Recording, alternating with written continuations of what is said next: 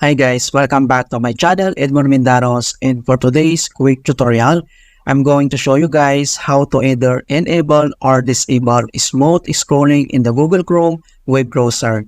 So these features basically allows you to animate web page to enable more smooth loading when scrolling through page content.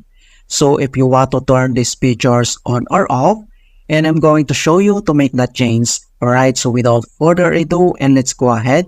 So dito lang sa ating Chrome web browser, and then dito sa search address bar, ay type lang natin yung Chrome, and then yung colon, and then forward slash, and then type mo lang yung plugs. Ito yung itatype mo, Chrome, colon, forward slash, and plugs, and then search mo lang yung enter.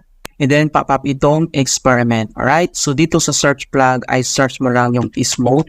And then automatic mga kaibigan, pop up ito. Ito yung smooth scrolling, animate smoothly when scrolling page content. Pwede ito sa Windows, Linux, Chrome OS, Android, Sia, and then Lacros. Okay, so kung paano ito enable or disable, click mo lang itong arrow na to.